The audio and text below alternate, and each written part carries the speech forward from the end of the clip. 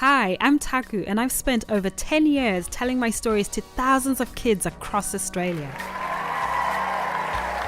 Now, I'm making my first kids' TV show, but here's the thing. I don't have a lot of money, I've never made TV before. Please explain. And I've never even been to film school. Yeah, I know. It sounds ridiculous, but that's why I'm doing this podcast. You'll hear how I'm working with the best in the business, how I'm finding the money, and all the behind-the-scenes stuff no one tells you about. This is 2 Words with Taku. Let's learn this making TV thing together.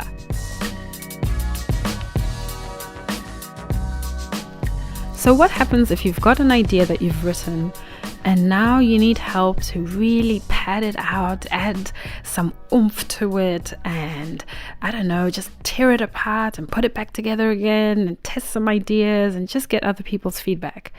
Then you probably need to create a writer's room or a writer's workshop where you bring other screenwriters, other storytellers, other people who are good with words and story into a room to sit with you and brainstorm and chew things out.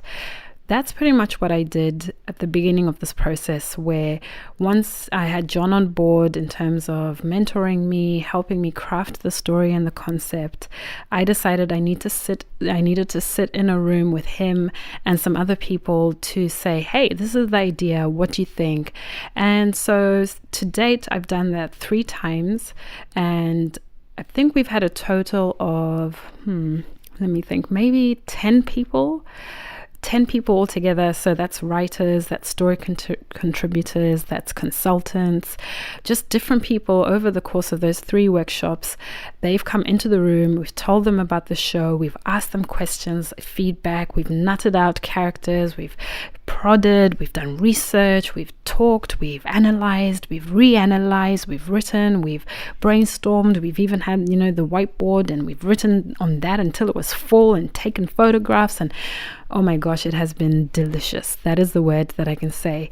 If you are a writer, imagine sitting with one of your stories and then other writers give you their 300 cents about it, and then they add another idea. What about this and what about that? Oh, that is probably my favorite thing at the moment, is just seeing how other people are helping grow this idea into something that is far beyond what I could have imagined by myself. And so in this episode, I really wanted to talk about the importance of working with other people and other writers to help your idea grow even stronger, for it to even be more fabulous than you think it is right now by yourself in your computer or printed out in a file in a cupboard or whatever. I realized that I had a good idea, but I really wanted to now get other people to help me think about ways that I could make that idea stronger for when I start to make it. The reality is, if you look at lots of TV shows, they don't have just one writer. They have a team of writers. They have people who write different episodes. They have people who write, specifically for different characters or different voices. So it's a team effort. And that's been really fun for me, trying to then find the people who I wanted to invite into the writer's room I was creating. And to be honest, I have met people organically. I mean, you hear that and you go, oh, yeah. No, but seriously, I have. And primarily, I've been meeting them through the Australian Writers Guild. And in this episode, I'm going to be interviewing Wendy Hanna. And She's a really well-known screenwriter, most famously working on Neighbours. If you don't know what Neighbours is, it's Neighbours. Please just Google it. It's a pretty iconic Australian show. And I met her at a Writers Guild event where it was an animation workshop day. And they had all these screenwriters come out who'd worked on different kids shows and different TV shows. And then they had all of us, so newbie writers and then some experienced writers. And then they just paired us off. In fact, not paired us off, they made groups. So I think there were maybe 8 groups that day. Perhaps 8 groups of about 6 people, and then you had an experienced screenwriter running a mock writer's room. And the day was centered around creating a kids TV show, an animated show and I was in Wendy's group, and she was amazing. So this is the first time I was sitting with different people. I didn't know who they were, and we came up with a concept in the space of a few hours. And we learnt about, what's the show about? So how do we come up with what's our log line? What's going to make people go, wow, this is amazing. We want to watch this show. We came up with characters, and just sitting there with other people. I'd never met them before. And people are throwing incredible ideas, and I'm throwing in mine as well. And it was so like, whoa, what is this? And in that group was a young lady called Evrim, and we hit it off straight away, and I thought she was really funny. And long story short, she's now one of the writers and contributors on our show, and you'll hear from her in another episode. But that's how I met her. And so skip forward almost 2 years, and now the show is starting to get underway. And here I am podcasting about everything I've been learning and who I've been meeting. And I wanted to do an episode about the writer's room. And I thought, oh my gosh, who am I going to interview? And Wendy came up straight away because I've been following her on social media. And I really, really appreciated what she taught us that day. And so, yeah, she's here talking about writer's rooms. And I'll give you a bit of a bio from her official website. And again, as always, I will put a link to that in the show notes. Wendy Hanna is an Australian Writers Guild nominated screenwriter and creative development consultant with a passion for people, characters, and big ideas. Her credits include iconic serial Neighbours, popular drama Love Child, and docu-drama Dating the H-Bomb, as well as numerous children's programs including Giggle and Hoot, Dumbotz, and Sydney Sailboat. She's also co-creator of factual teen format My24. A former development executive for Essential Media and Entertainment, she has extensive development experience across genres including kids, drama, animation, and factual, and regularly works with creative teams to help concepts find their best form. In 2017, Wendy was nominated for an AWGie Award, so that's awards from the Australian Writers Guild. So she was nominated for one for her work on ABC's Hoot Hoot Go. And so here is Wendy Hanna.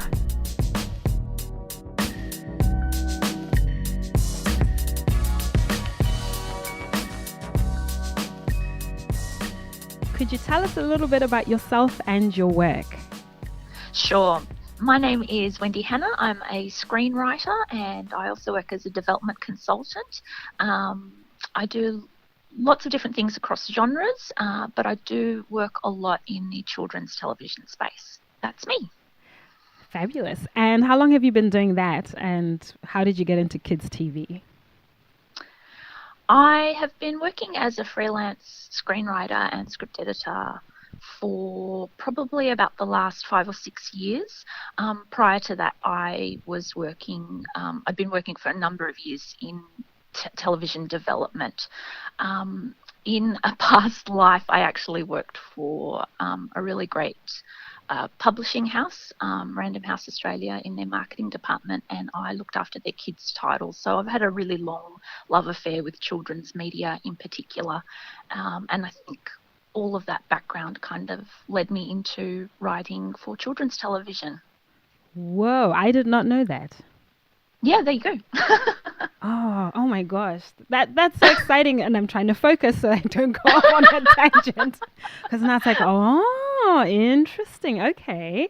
All right. So now you've had years of experience as a screenwriter and obviously working in writers' rooms. And I've been saying how, when I met you at the that AWGie event, we had a mock writers room coming up with a kids TV show, a pretend one, and I didn't really understand what a writers room was or is. So can you tell us what is a writers room, and also what makes a great writers room? Cool. So a writers room is essentially a gathering of writers and sometimes other types of people like researchers or producers to basically come together and either flesh out an existing idea or work up a concept into a television show. So in the development process of any television series, there usually is at some point a writer's room, unless someone is working completely independently, which is very rare. Television series tend to be made up of a number of writers. There's usually the creator or the head writer who kind of is running the show, but they will often bring on board other writers. Probably they will have a script editor in there, sometimes a researcher, depending on the type of show. And what they do is they get together to really brainstorm and figure out and interrogate the idea, flesh it out as much as they can to kind of work out exactly who are the characters in your show, what are the stories you want to tell, what kind of series arc is there. If it is an arcing series, it might be an episodic series, in which case, what kinds of episodes, what are they going to look like, how long are they going to be. Really, a writer's room is about working out all the nitty gritty of what a show is, right up front. So you have writers' rooms for different reasons too. So you have writers' rooms to develop a series. So that's when it's right at the beginning where it doesn't exist. But writers' rooms also exist throughout the process. So when you're plotting out episodes, you'll have a writers' room with the writer who's writing that episode, as well as the other main players helping to create that show. So you might have a showrunner. That's happening more and more in Australia, but usually it's like your script producer, your script editors, your script co-ord, and then your writer. And often the way that a lot of TV shows are plotted, you'll plot 2 or 3 episodes at a time. So often you'll have so you might have like not just the writer for that specific episode, but you'll have like the other writer for the other episode. And what's great about that is everyone sort of feeds in to helping come up with ideas and make that episode better. So when everyone's throwing around ideas in a room, which is what it is, it's a lot of people sitting around a table with a whiteboard. The whiteboard is essential, and sort of just working out what the shape and the tone of every episode is going to be.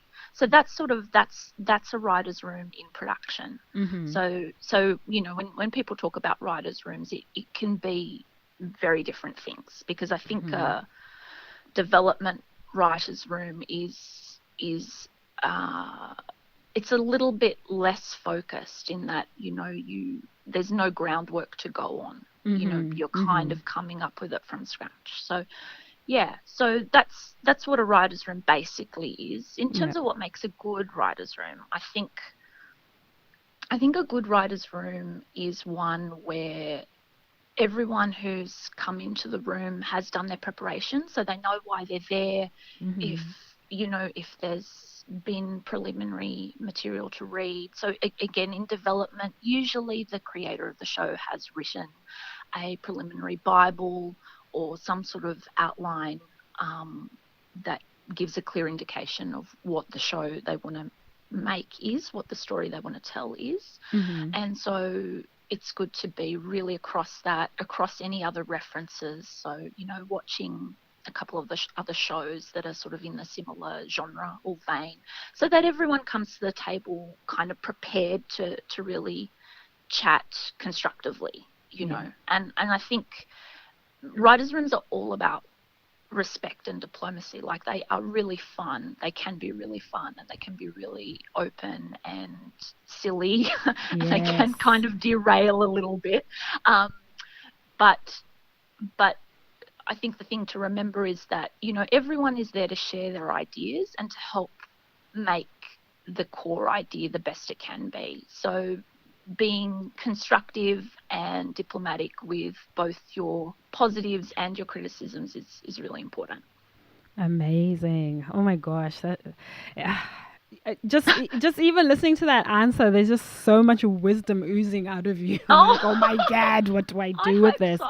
Yeah, no, there really is. And I think if I'd heard you say any of this maybe a couple of years ago, I probably would have been like, okay. But now that I've had a bit of a writer's room experience myself, and now we've been doing workshops, this all makes sense. It actually makes sense. And even the whole thing of planning. So right now I'm the showrunner at this stage for the show.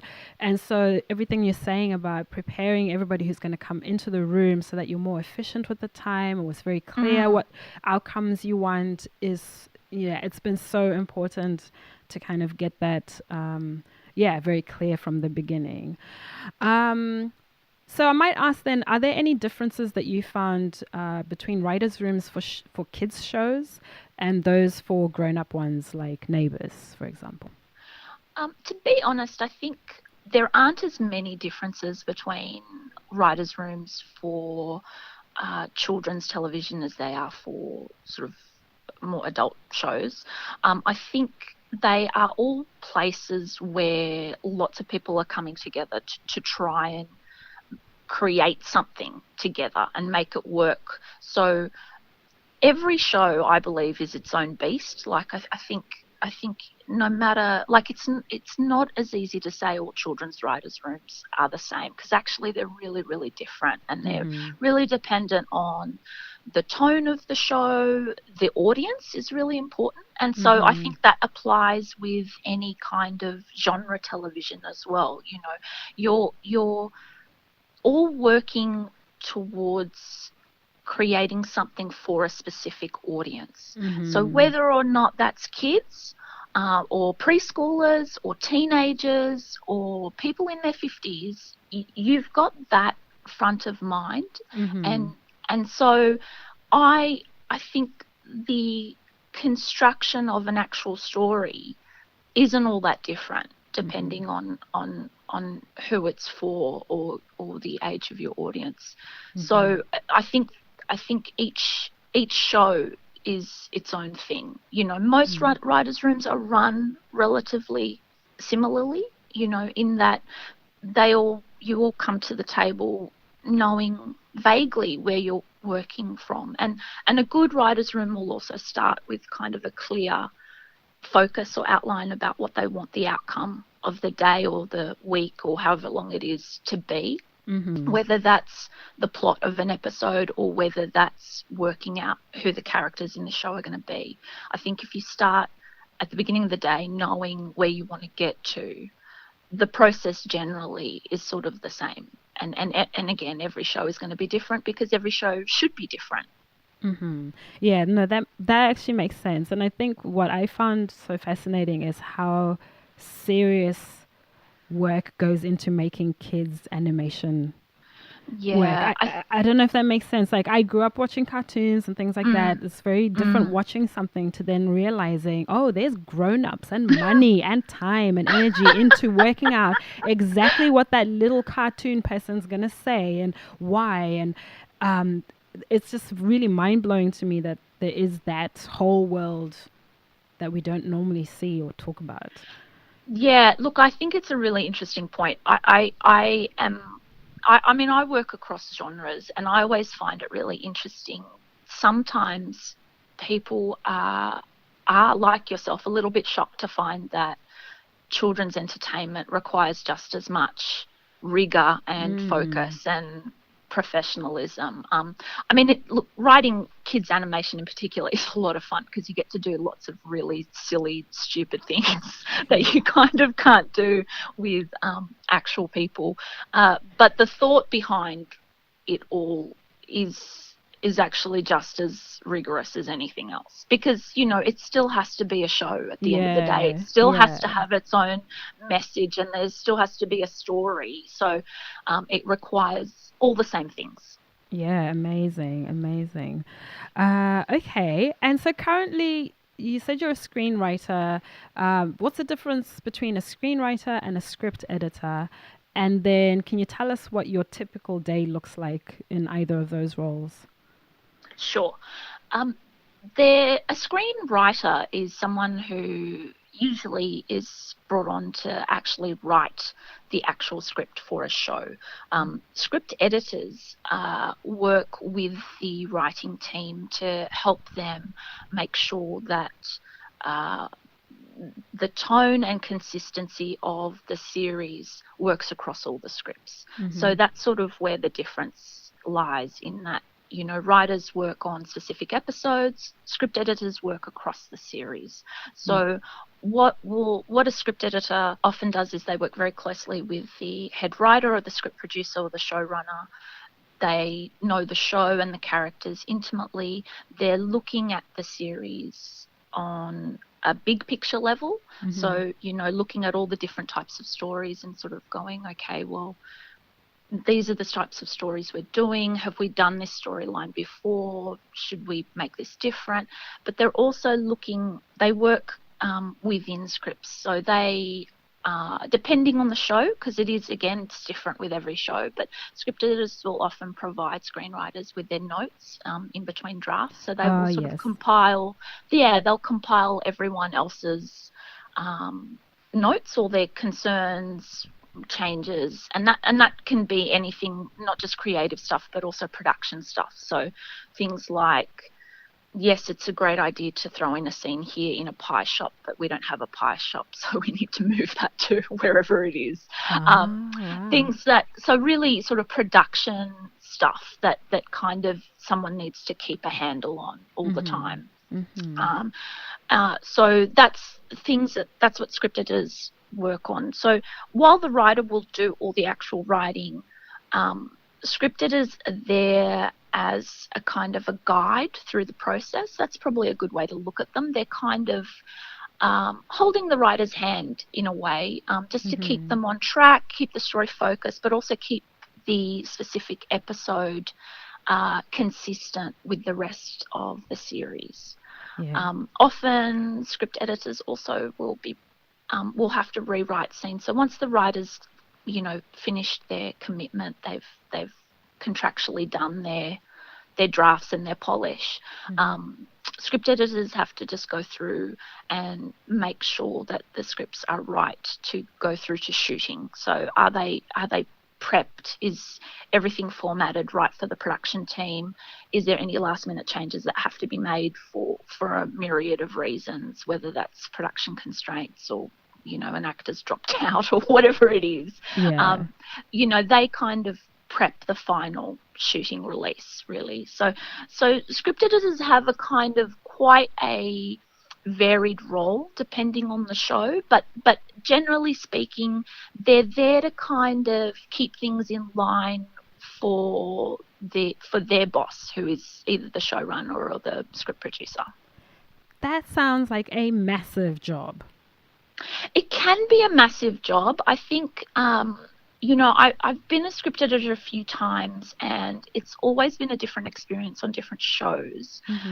Script editors can be quite relaxed. You know, they might be there, like for more experienced writers who kind of know what they're doing, and in something where perhaps it's a drama series, there's only a limited number of episodes. Script editors really are there to help the writer and help this showrunner hone their story, make sure that it is the best possible iteration of what it can be. So they're really looking for technical story things. You know, are the emotional beats in this story really clear? Is this being told the best way? They're sort of giving notes and helping refine all of that side of things.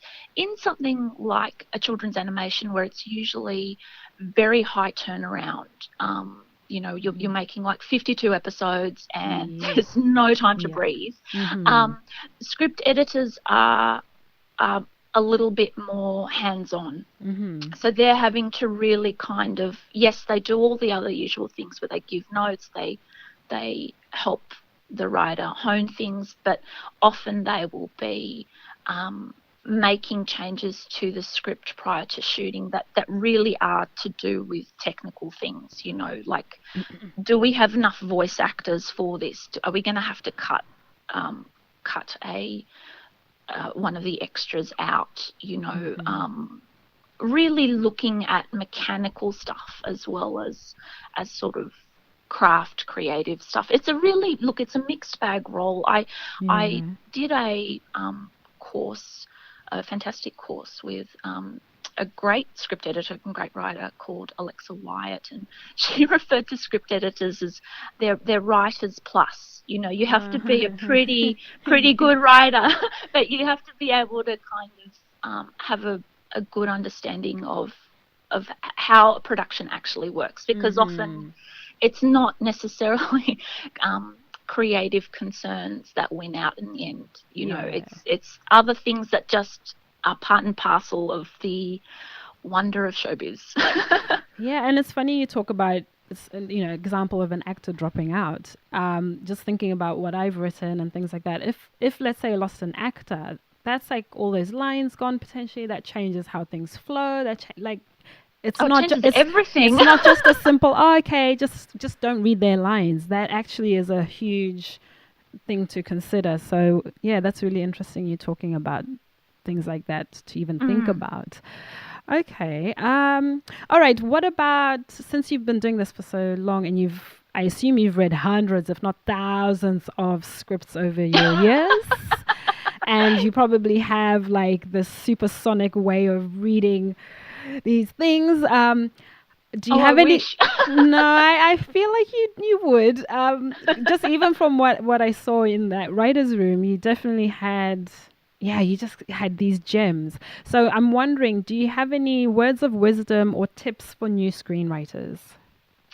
Well, if you are starting out, I think this is probably more career advice than screenwriting advice specifically, but I think something we've talked about ourselves, working in television, but certainly working as a screenwriter, it's a long game. It takes a long time, and you have to sort of be prepared for it. I think some people get into their head that they will write one thing and it will get made, and suddenly they'll have a career. And I can pretty much guarantee you that that's not the case, unfortunately. I wish it was. But, I think what's wonderful about wanting to write in this day and age is we have this wonderful thing called the internet, which is great because you can use social media to connect with lots of other people, to meet lots of other groups, and to kind of start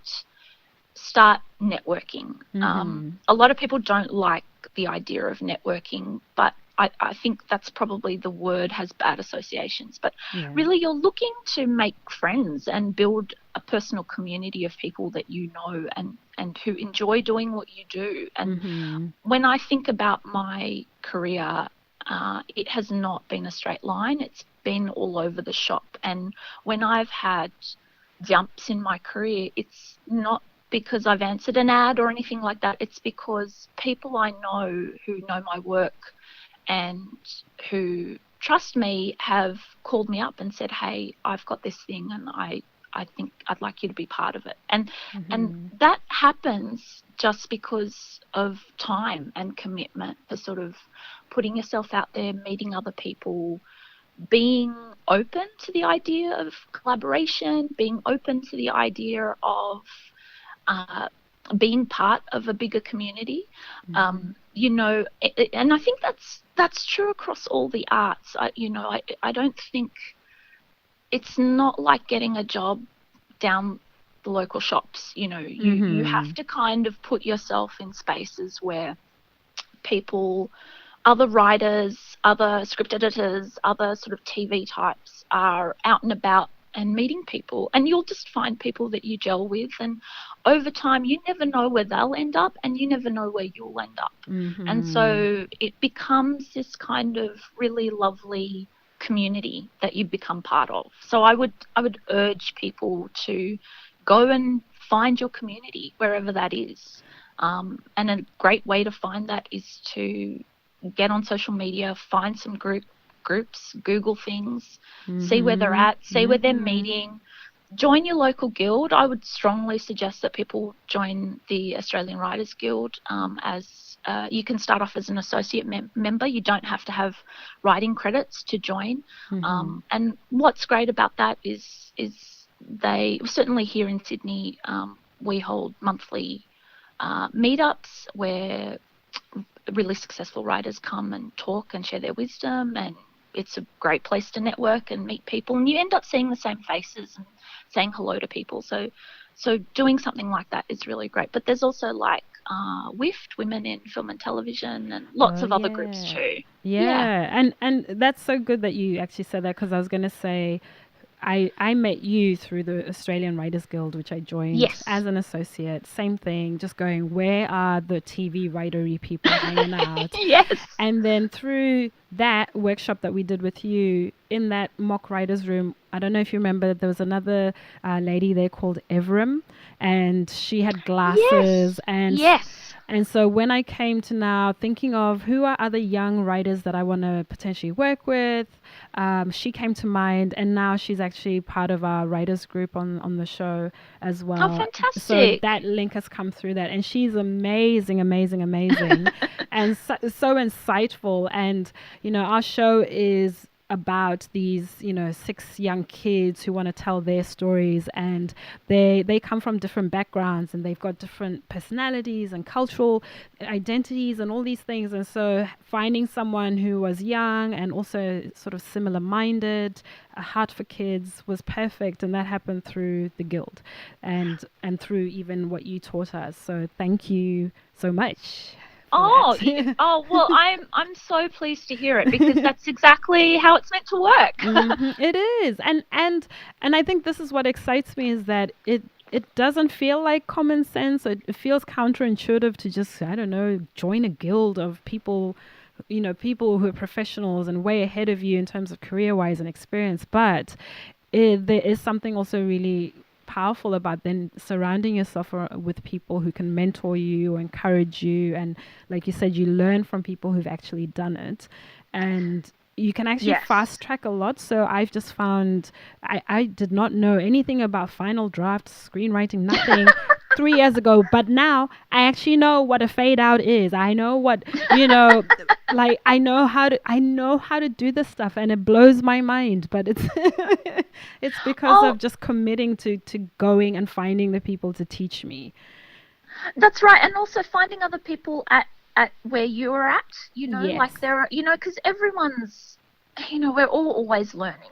Like I think even screenwriters who have been in the game for decades, there's always new things to learn and new people to meet and new ways to look at things. And the best way to kind of be amongst it is to be amongst it. So that's so great. The other thing I would say that's really important is actually read a lot of scripts. You can get a handle of a lot of stuff just by reading the scripts of the shows that you like, but also the shows that you don't like. And that's a good having point. having a good look at how they lay things out. Every show will have its own quirks, but generally speaking, scripts generally have a particular format, and reading scripts will make you really aware of how they go about doing that. Also, I would highly, highly encourage if you want to write scripts. And I know that sounds ridiculous, but I think a lot of people get really scared. I know this was something for me personally way back, is I didn't know what to write or how to go about it. I knew that I wanted to do it. I would recommend either forming your own little writers group, amongst friends, like other people that you meet who like to write things, and all commit to writing maybe like a scene each and practicing that way. I'm a big advocate for competitions, particularly short form competitions. There's one called NYC Midnight, which is run out of the States, that I did solidly for a long time. That runs short screenplay competitions, and what's fantastic about that the way that they do it is you get allocated a group, and then on a specific day at a specific time you get given your genre, your location and like an item. Whoa. And you have a set amount of time to produce a short screenplay of a certain page length, finished and delivered by a certain time. Amazing. It is amazing. I think that's a process that you could probably do with your own group of people, like even just one other buddy, and go, right, you know what, this weekend we're writing a short film. You've got 5 pages. I'm going to give you a genre. You give me a genre, and we'll go away. And 48 hours later, we're going to meet back in this cafe, and we're going to read each other's script. You can do it that way if you don't want to pay for a competition. But however you do it, get writing, because I think you can't apply anything that you learn unless you're writing it yourself. It's a very different process. Yes. When you actually write it yourself, you learn so much more. So do that as much as possible. Oh, I so agree with that. I think for a long time I had all these voices in my head and the characters, and then I just had to spit it out on paper, and then that just changes it, because now they sound different, they feel different, and then you pass that on to someone else and they go, oh, not quite, and then you've started the process, and then you can only get better from there. Absolutely. If you're a writing nerd, or if you love story, it is just so exhilarating that you'll just find yourself caught up in making it better. And I mean, I could go on for ages, but you know what I'm thinking? I think we're going to have you back as a recurring guest, because no, seriously, because I just feel like we've just scratched the surface, and there's so many other bits and pieces that I want to be able to ask you about. So if you're happy to come back, then I'd definitely love to have you on here to talk about other writery stuff. I'd love to, Taku. That sounds really great. Yeah. So in the meantime, where can people find you if they're curious about your work or want to get some development consultation stuff? Where do they find you? Oh, cool. Well, I am online. I'm not so great with good old Twitter, but I'm on Instagram a lot if you want to look at my terrible pictures. And my handle is Wendy Likes Stories.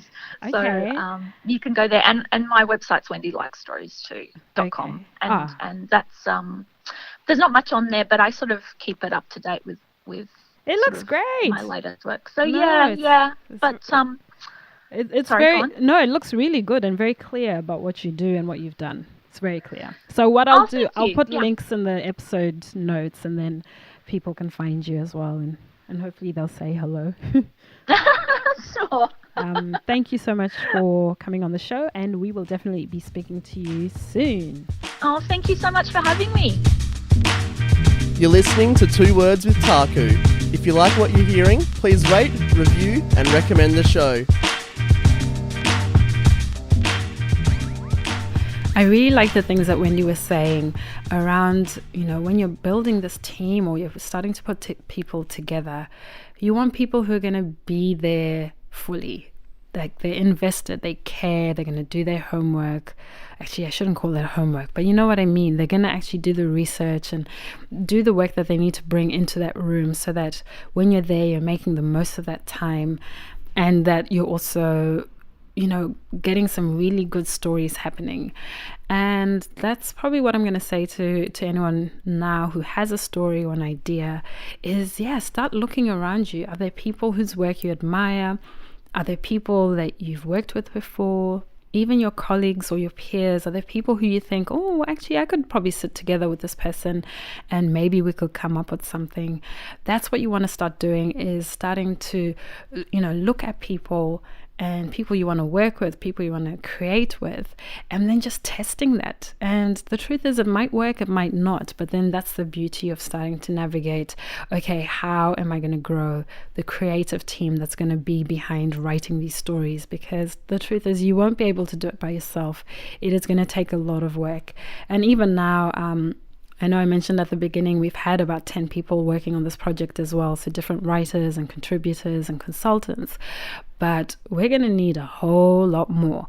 And it's going to get to a point, I think, when if we've got a broadcaster involved, they also have a say on who gets to be part of those writers' rooms and who can work on the project, because it's now going to be a thing of, experience. Who has the experience and who has that authentic voice and who has that I've already said experience, but you know what I mean, as in who's going to make that show and that team much, much stronger. So that's just things to think about right now, even though you might not necessarily have that team yet. Just start looking. And what I found with the people that I was approaching, some of them are so experienced, but they're so kind. And I know I keep saying that word, but I find that it is kindness when people go out of their way to say, oh, I don't know, but why don't you talk to this person? Or the people themselves say, yeah, I can sit in your writer's room for a little bit. Happy to do that. So I would say just start looking and just start asking. And in the meantime, if you have any questions, you can email me. I am taku@taku.com.au. And as usual, all the social media links are in the show notes, as well as everything that we talked about with Wendy. So she mentioned some really good resources, so I will put those links as well. And I think that's it for this episode. Lots of things to think about, and as always, lots of things to write and brainstorm. So onwards we go. Thanks for listening, and we'll catch you in the next episode.